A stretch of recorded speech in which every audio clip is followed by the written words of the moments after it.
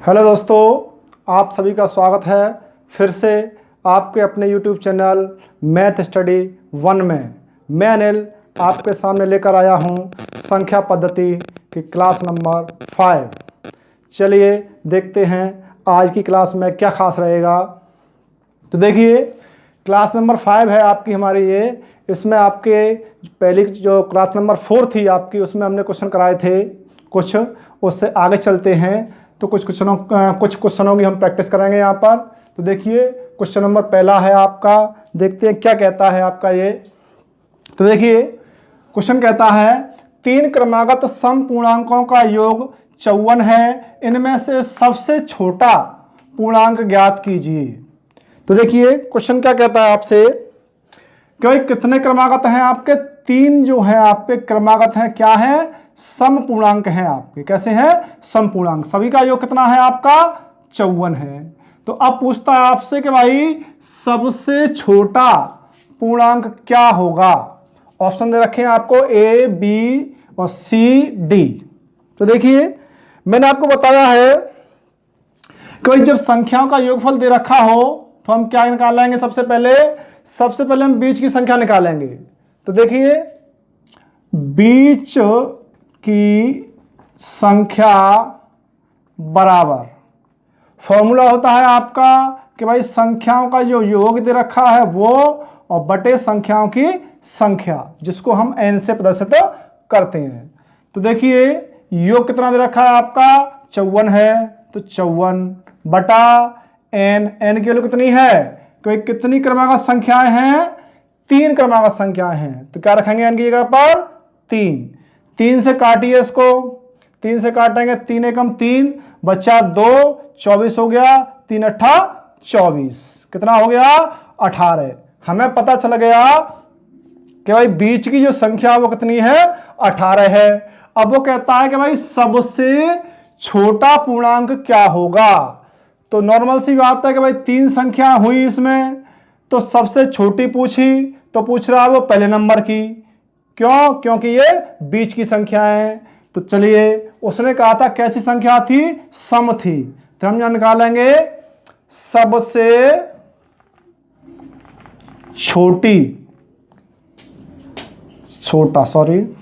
सबसे छोटा पूर्णांक बराबर। तो देखिए, पूर्णांक कैसा था आपका? सम था। सम संख्या होती है उनमें 2 का अंतर होता है। अब हमें इससे पहले की चाहिए, छोटी इसके पहले की होगी और बड़ी जो होगी इसके बाद की होगी। तो हमें पता है कि 2 का अंतर है, तो हम क्या करेंगे? इसमें से 2 माइनस कर देंगे। क्या कर देंगे? 2 माइनस कर देंगे। कितना रहेगा आपका? 16। कितना हो जाएगा? 16। ये जो है आपका सबसे छोटा जो पूर्णांक आया, कितना आया? 16। तो देखिए, ऑप्शन में ए नहीं है, गलत है। ये बी, ये भी गलत है। सी, ये भी गलत है। डी में देखिए 16 आ रहा है, तो ऑप्शन नंबर डी सही हो जाएगा। ये क्वेश्चन यहां पर कंप्लीट हो जाता है हमारा। अब चलते हैं नेक्स्ट क्वेश्चन की तरफ। देखते हैं अगला क्वेश्चन क्या कहता है आपसे। देखिए, ये कहता है 7 क्रमागत विषम पूर्ण संख्याओं का योगफल 133 है, तो न्यूनतम विषम पूर्ण संख्या क्या है? चलिए देखते हैं क्या कहता है ये क्वेश्चन उसके हिसाब से। तो उसने कहा है कि 7 क्रमागत जो विषम पूर्णांक हैं आपके पूर्ण संख्या, उनका योगफल कितना है? 133। जैसे अभी किया था हमने कि सबसे पहले हम निकालेंगे बीच की संख्या बराबर 133 बटा कितनी संख्याएं हैं? 7। तो बटा 7 का भाग लगाइए इसमें। 7 एकम 7 और 7 नाम 63। कितना हो गया? 19 हो गया। अब क्या कहता है कि न्यूनतम विषम पूर्ण संख्या, उसने कहा है कि भाई कैसी होनी चाहिए आपकी? न्यूनतम होनी चाहिए और विषम होनी चाहिए आपकी। तो चलिए देखिए, 7 संख्या है आपकी, तो संख्या आपकी कौन से नंबर की होगी? जैसे हमने मान लिया 1 2 3 4 5 6 7, तो अब बीच की संख्या कौन सी इसमें? देखिए 1 2 3 के बाद और इनके 3 के बाद कितना है 4। तो सीधी सी बात है कि भाई हमें बीच की संख्या 19 निकाली है, तो हमसे पूछा है कि भाई न्यूनतम संख्या, तो कौन से नंबर की संख्या होगी आपकी, इधर से गिन के लाओगे तो कौन सा नंबर की हो जाएगी 1 2 3, तीसरे नंबर की संख्या होगी कि नहीं होगी। अब बात आ गई यहाँ पर कौन सी वाली बात आ गई, विषम पूर्ण वाली। ठीक है, क्योंकि विषम पूर्ण है आपका ये, तो विषम के आपको पता होना चाहिए कि विषम में कितने कितने का अंतर होता है। अगर आपको पता है तो आप निकाल पाओगे, अगर आपको नहीं पता है विषम में कोई कितने का अंतर है, क्या है, कैसे है, तो नहीं निकाल पाओगे। चलिए हम देख लेते हैं कि भाई विषम में कितने का अंतर होता है। जैसे कि सम में होता है आपका 2 का अंतर, तो विषम में कितने का होता है, तो ध्यान रखिए विषम में भी 2 का अंतर ही होता है। तो चलिए जैसे कि 3 संख्या हो गई आपकी, तीसरे नंबर की ये है, तो हम इसमें से माइनस कराएंगे कितनी बार, 19 -2 और -2। ठीक है, तो तीसरे नंबर संख्या पे आ जाएंगे हम कैसे, 19 - 6 बराबर आ जाएगा आपका कितना 13। कितना हो गया 13 हो गया आपका।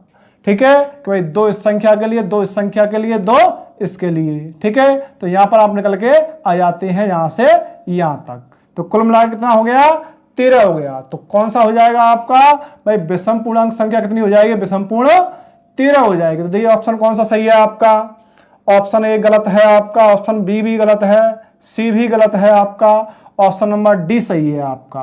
कितना है आपका इसमें 13 है, तो ये क्वेश्चन का आंसर कितना हो जाएगा 13। तो ये क्वेश्चन यहाँ पर कंप्लीट हो जाता है, ऑप्शन नंबर डी इसका सही है। चलिए देखते हैं अगला क्वेश्चन। चलिए देखिए क्वेश्चन नंबर 3 क्या कर रहा है, ये कहता है 3 क्रमागत विषम प्राकृत संख्याओं का योग 87 है, इन संख्याओं में सबसे छोटी संख्या क्या है। देखिए अभी जो हमने क्वेश्चन सॉल्व किया था सेम क्वेश्चन है आपका। देखिए सबसे पहले हम बीच की संख्या निकालेंगे, कैसे निकालेंगे कि योगफल 87 बटे संख्या कितनी है 3 का भाग लगाइए इसमें। चलिए 3 दूना 6 और 3 नाम 27, कितना हो गया 29। हमको पता चल गया कि भाई बीच की संख्या जो है वो कितनी है 29 है। तो अब पूछता है हमसे इन संख्याओं में सबसे छोटी संख्या। जब 3 संख्याएं थी तो हमने बीच की संख्या निकाल दी, बीच की संख्या का मतलब क्या हो गया कि हमें दूसरे नंबर की संख्या पता चल गई, और दूसरे नंबर की संख्या हमको पता चल गई तो हमसे पूछ रहा है वो अब कि भाई सबसे छोटी संख्या क्या होगी। तो सबसे छोटी संख्या कौन सी रहेगी आपकी कि भाई सबसे पहले नंबर की, जो पहले आई वो छोटी और उसके बाद आई वो बड़ी। ठीक है, देखिए तो ये पूछता है छोटी संख्या, तो छोटी संख्या बराबर, तो देखिए क्रमागत थी, क्रम से थी, और विषम संख्या थी। कैसी थी विषम थी। मैंने आपको बताया था कि भाई विषम संख्या में अंतर कितने का होता है 2 का अंतर होता है। तो देखिए हम क्या करेंगे कि जो संख्या हमारी जो बीच की आई है उसमें से 2 माइनस कर देंगे। तो देखिए 29 - 2 कितना हो जाएगा आपका 27 हो जाएगा आपका। कितना आ गया आपका 27। देखिए ऑप्शन में 27 है या नहीं है, तो देखिए ए नहीं है, बी नहीं है, सी नहीं है, कौन सा बच्चा डी बच्चा। कितना है 27 है, तो ऑप्शन नंबर डी सही हो जाएगा। ये क्वेश्चन यहां पर हो जाता है कंप्लीट। चलिए अगले क्वेश्चन नंबर 4 क्या कह रहा है, सबसे छोटी अभाज्य संख्या कौन सी है। तो मैंने आपको अभाज्य संख्या समझाई थी, अभाज्य संख्या क्या होती है।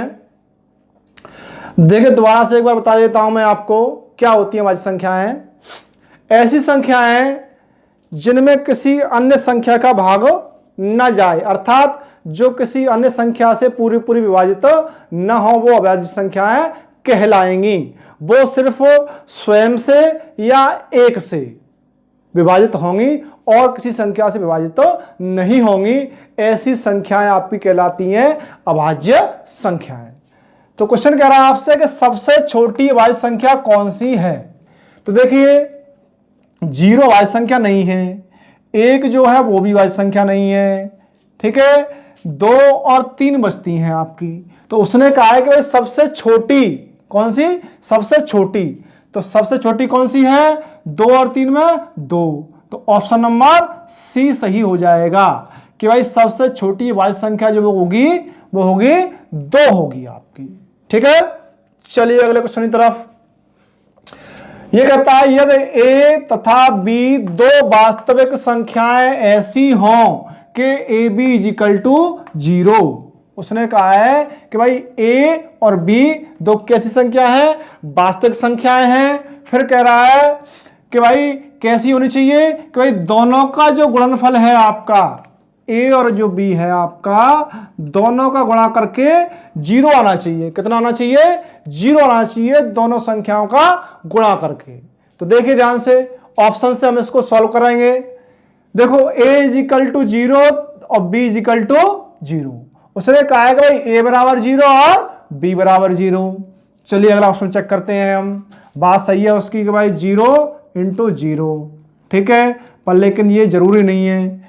देखिए ऑप्शन नंबर बी ये कहता है कि भाई a बराबर 0 अथवा b बराबर 0 अथवा दोनों में से प्रत्येक 0, ठीक है। चलिए इस ऑप्शन को आगे ऑप्शन देख लेते हैं। और ये कहता है सी जो ऑप्शन है आपका वो कहता है कि भाई a इज इक्वल टू 0 तथा b is not is equal to 0। वो कह रहा है कि भाई a की वैल्यू 0 है लेकिन b की वैल्यू 0 नहीं है। 0 नहीं है तो b की वैल्यू कुछ भी हो सकती है। चलिए अगला ऑप्शन भी चेक कर लीजिए। ये कहता है b इज इक्वल टू 0 तथा a is not is equal to 0। उसने कहा है कि भाई यहां पर b 0 है और a 0 नहीं है। इसकी बात भी सही है, लेकिन हमें देखना है कि भाई सबसे कारगर बात कौन सी है, जो सबसे प्रभावशाली बात है आपकी वो कौन सी है, वो चीज देखनी है हमको। तो देखिए ये कहता है a is equal to 0 b is equal to 0। जरूरी नहीं है कभी a b दोनों 0 हो, कोई जरूरी नहीं है। चलिए इसको उठा दीजिए। इसमें नेगेटिव पॉइंट क्या रहा आपका कि भाई ये फिक्स नहीं है आपका कि भाई दोनों 0 हों, ठीक है। चलिए संभावना हो सकती है सिर्फ। तो देखिए a इज इक्वल टू 0 अथवा b इज इक्वल टू 0 और अथवा दोनों में से प्रत्येक 0। ये जो है आपका थोड़ा सा सही है कहीं तक। उसने कहा है कि भाई या तो a 0 होगा या b 0 होगा आपका, मतलब दोनों में से किसी एक की वैल्यू 0 होगी। ये बात उसकी बिल्कुल सही है। क्यों सही है कि भाई दोनों का गुणा करोगे आप तो 0 ही आएगा। कब? जब किसी एक की वैल्यू 0 है। क्यों? क्योंकि भाई 0 का गुणा हम किसी भी संख्या में करते हैं तो क्या आता है? 0 आता है। तो इसकी बात कहीं तक सही है। अथवा दोनों में से प्रत्येक 0। उसने ये भी कह दिया है कि ऐसा भी हो सकता है कि भाई दोनों पद 0 हो। तो इसकी जो बात है वो ज्यादा सत्य है आपकी, ठीक है। उसने सारी कंडीशन अप्लाई कर दी है। उसने कहा है कि भाई या a 0 होगा या b 0 होगा, तभी तो 0 आएगा आपका ये, या दोनों 0 हो सकते हैं तब भी 0 रहेगा आपका। और ये जो आंसर सी वाला ऑप्शन है आपका वो कहता है कि भाई a बराबर 0 b is not equal to 0। जरूरी तो ना भाई, हो सकता है कि b बराबर 0 हो a 0 ना हो, तो इसलिए ये कैंसिल हो जाता है। फिर कहता है b इज इक्वल टू 0 तथा a is not equal to 0। यहां कह रहा है कि b की वैल्यू 0 है लेकिन a की वैल्यू 0 नहीं है, तो जरूरी तो ना है कि भाई मतलब इसकी वैल्यू 0 नहीं हो सकता है इसकी वैल्यू 0 हो, तो इसलिए ये भी हट जाता है हमारे यहां से, ठीक है। ये तीन ऑप्शन हट गए। ऑप्शन नंबर बी बचता है आपका, जो कि सारी बातें सही है उसकी कि भाई या तो a 0 होगा या b 0 होगा, दोनों में से एक 0 होगा तभी आपका 0 आएगा, अन्यथा 0 नहीं आएगा।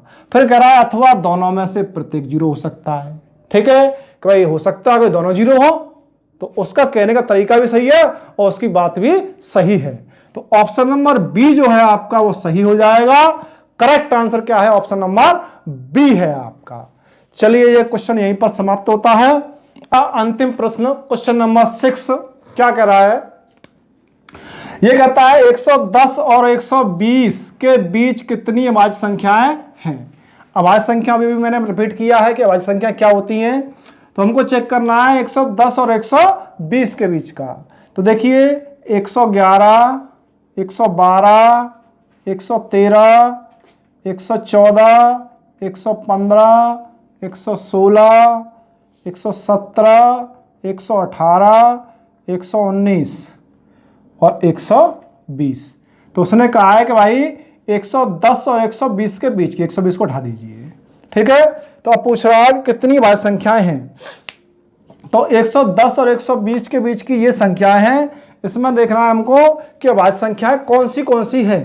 तो देखिए 111 ये भाज्य है, 112 ये भी भाज्य है, 114 ये भी भाज्य है आपका, और ये भी भाज्य है, ये भी भाज्य है, और ये भी भाज्य है, ये भी भाज्य है, और ये भी भाज्य है।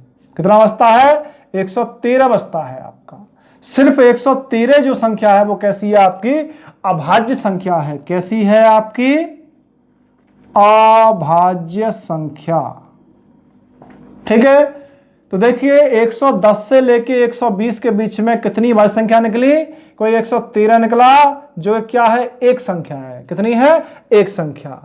तो ऑप्शन नंबर आपका बी राइट हो जाएगा आपका, कि भाई इन दोनों के बीच में एक अभाज्य संख्या है। वो कितनी है? 113 है। लेकिन आप पे पूछा गया है कि कितनी है, तो हम लगा देंगे सिर्फ एक संख्या है। ये नहीं बताना है यहां पर कि भाई संख्या कौन सी है, सिर्फ ये बताना है कि संख्या कितनी है। तो कितनी संख्या है? एक संख्या है यहां पर। तो ऑप्शन नंबर बी सही है। चलिए आज की क्लास यहीं पर समाप्त होती है। जिन स्टूडेंट्स को हमारा वीडियो अच्छा लगा हो, पसंद आया हो, वो वीडियो को लाइक करें और अपने फ्रेंडों के साथ शेयर करें। और जो लोग अभी चैनल पर नए हैं वो चैनल को सब्सक्राइब करें, जिससे कि आपके पास समय पहुंच सके और आपकी जो तैयारी है वो सुचारू रूप से चल सके। धन्यवाद।